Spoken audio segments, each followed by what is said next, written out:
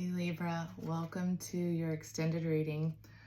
Okay, I started pulling the cards. I pre-shuffled them, and I've got to say we're continuing your erotic reading for November, and it's a continuation of looking at your energy as the Fool, your partner's energy as the Emperor, and the energy shared between you as the Lover. So as I was saying in our reading, it does seem to me that you have this sort of aloof determination that you're looking past something going on to the side. So take that for whatever it's worth, but something there is there to be a distraction to you and you're not seeing it, and it looks like it shouldn't be taking place.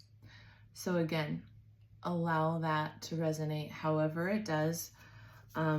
Your partner is detached, is contemplating the weightiness of how to hold the relationship in a state of authenticity. And so to start off your shared reading between the two of you, and I do have to use this book still as I learn this deck. It's brand new. I'm loving it so far, but I don't have them memorized at all. So we've got the 10 of Pentacles as the first card out. And in this deck, we've got the 10 and then the Knave, which would be like the Page. So it speaks to desire and then arousal. But the first card here with desire, and this is the shared story between you and your partner. This is about the storyline of the energy between you right now. So it's talking about vanity is part of the aspect of love. It's part of the soul of love, but vanity not in the negative sense. So how they're using it here is about self-love and the idea that you must love yourself first in order to be able to allow someone else to love you as well. That if you aren't able to love yourself properly, that no one else is going to be able to come along and do that for you. And it also blocks them from being able to enter. Even if they could do that for you, when you don't hold that frequency of deservingness, for example, you're not open to receiving, you see. So there's this big aspect, and whether that's just one of you or both of you, we can feel into that as we go, but there's this big aspect of needing to fill your own cup up first and be pouring from this place of, I know what I want, I know what I'm worth, and that is what I'm open to receiving.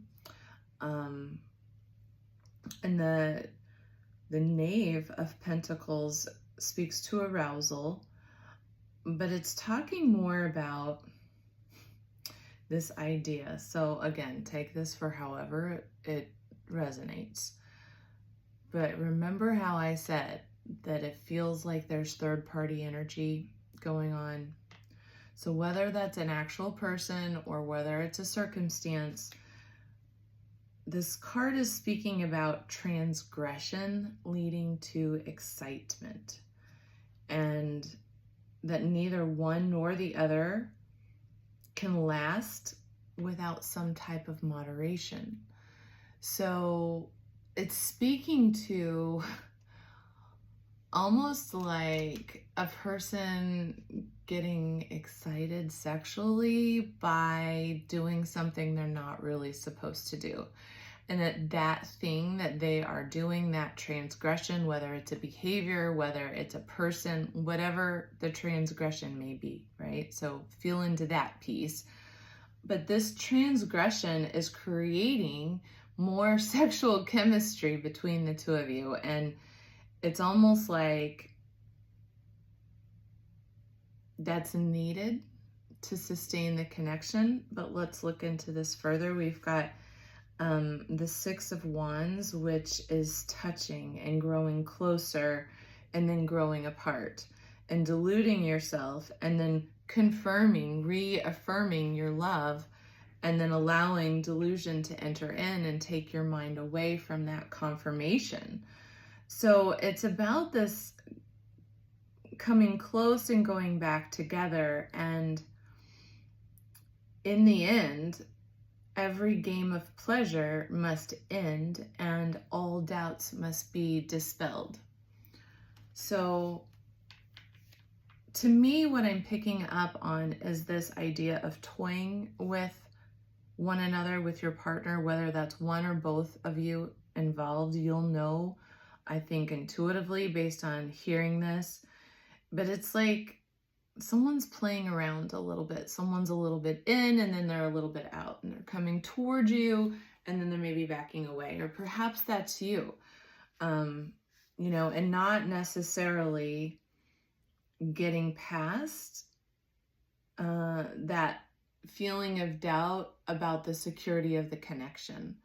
And so it's almost like you're toying with the connection because there's a bit of insecurity going on.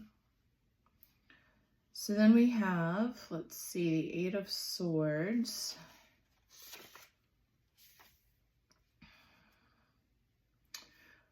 Which is scratching. The magic of the green cloth. Green frees sensuality and allows the body to guide from the spirit before the mind can guide the body. You cannot teach the flesh if it's not willing to learn from you.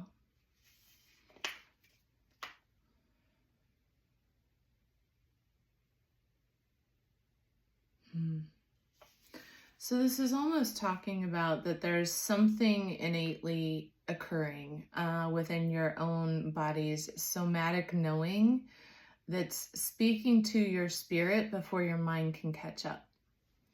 So listen to your body signals, listen to those somatic signs within the body, whether you're experiencing tension, whether you're experiencing like a stop within the energy, or whether you're finding yourself drawn away or into.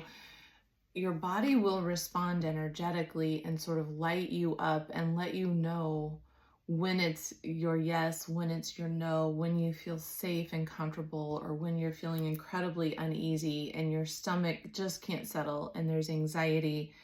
What I'm hearing is that there's something going on where your body actually knows more than you do. Your animal body is guiding you in this process, and that what you need to do is listen in, because the mind is going to be the last to know. The body is speaking to your spirit. The body and the spirit, I guess I should say, are working together to bring the mind into the sense of knowing of how to act.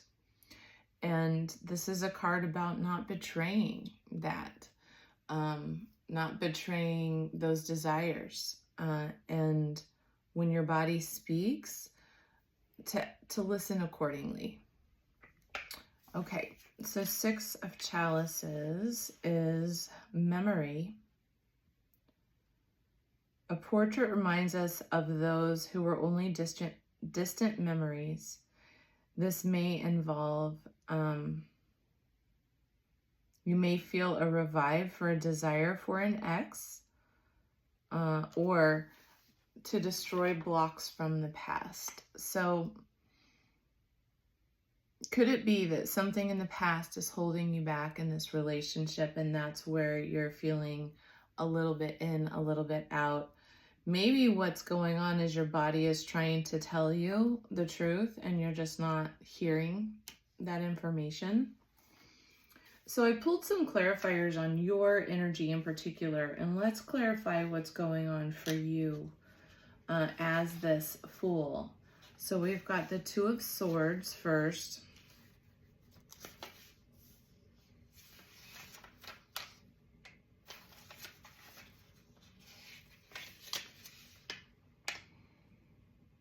Which is an inviting energy. It's the magic of the black chicken. Empathy and understanding are born of promising the right things and then keeping one's promises. So Libra, what have you promised And are you keeping true? Are you holding true to your word, to what you have said is true for you, for whether that's a promise, whether that's just you've given your word to someone that this is how you feel on the subject? Are you holding true to that? And see, the next card then is guilt. So is there something that you're feeling a bit guilty about, Libra? Are you thinking about an ex of the past, or is there some kind of temptation that has led you away from focusing on the growth of this relationship? And the guilt here is described as the magic of the glowing ember. The weight of the past and its consequences is always remembered, but must be left behind to break overly oppressive attachments. You must open yourself to adventure and freedom. And see, that's exactly what the Fool card was talking about, is being spontaneous and being willing to be spontaneous. Really tuning into that. I just dropped some cards on the floor, but no bother. Moving along here. So your last clarifier is kissing. The magic of the ribbon tied around your leg, the force of understanding and desire, and the craving for nostalgia are going to help you to rediscover a feeling that you thought you'd lost. So I think what's happening here is that you are in the process of discovering something as you maybe move past some of these limiting feelings that have been blocks from the past. Maybe you haven't cleared all the energy that you need to clear in your life from past relationships or past circumstances that have occurred within the same relationship, but that it's expired information now and it's time to let it go so that you can continue to build and grow and to be close. And maybe that crossroads or that hard decision is you're moving past this difficult period in time. And so here is the absolutely awesome thing that happened when I was pulling clarifiers for the Emperor, your partner here. We got the Empress come right out. So you guys are definitely soulmates, a divine couple, a divine union, highly committed to one another, and you are showing up as their Empress. So regardless of gender, you're showing up as that Empress energy. But in this particular deck, let's tune into what that is. And it is about the prerequisite of magic is thought. Once put into action, the idea generates reality. So this is really being consciously aware of, and for your partner, of what they're manifesting. Whatever they're thinking about, whatever they are putting their mental energy toward is actually manifesting in your relationship at the moment. And so that's something to be incredibly aware of, whether you want to make them aware of that gently somehow, or if you just begin to notice what the quality of their thoughts are based on what is the circumstances that are coming up at this moment. Because what this is saying is that that's precluding everything, and that's going to kind of tell you as well, if you're working on things with your partner right now, if you are in a space where you're working on things and you're looking for answers, you're going to begin to see where their head's at based on what's coming up as manifestations in reality. And the next card we have speaks to that there are loves of the past and loves of the future, and that there's only one love today and it must not be neglected. And so what this is telling me is that your partner's really maybe not focusing enough of their time or attention on you, or maybe they were neglecting the relationship, the health of the relationship, progressing it forward in some way, maybe not coming to the table in terms of the intimate connection that you really were expecting to be receiving, and that in some aspect that's been feeling neglected. And then they're further defined by the King of Wands, which is embracing closely. It's the magic of the bracelet with 9 knots.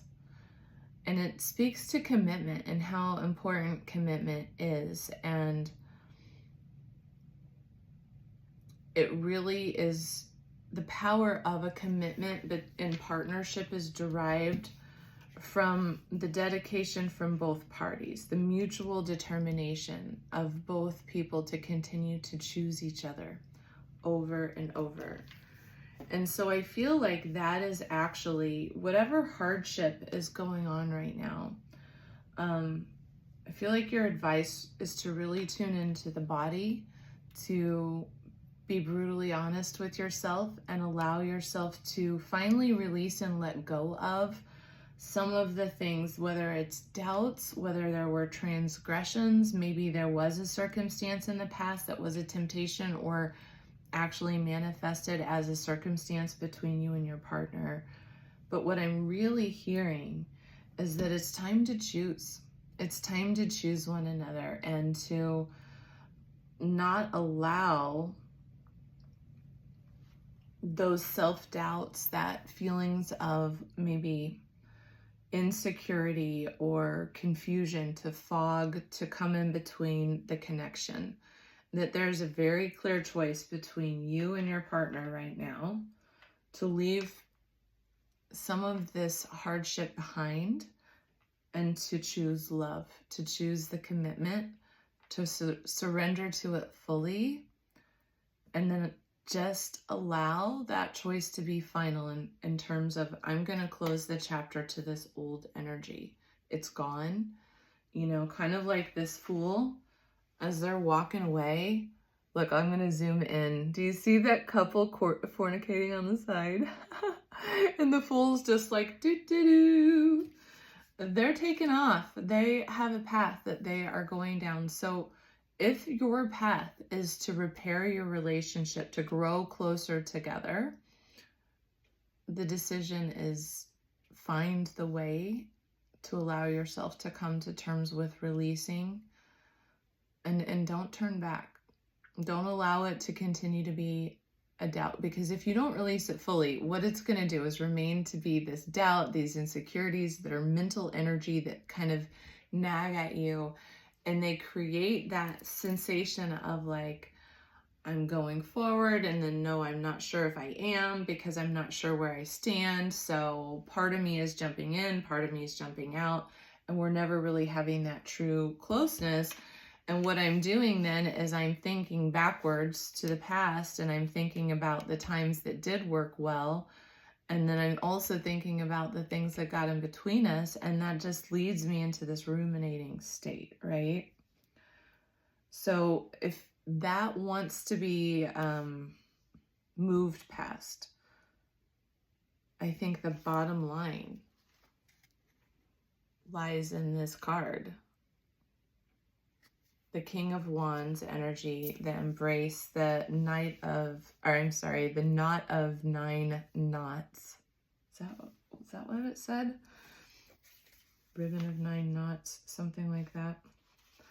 But this is it. This is just making the brave choice to commit, regardless of what occurred. Allowing yourself to forgive and to embrace those aspects of the past so that you can build. It's embracing closely. And what I was looking for is the magic of the bracelet with 9 knots. That's what it's called. So that's what I've got for you, Libra. I hope that this helped. I hope you enjoyed your extended, and I'll see you soon. Take good care.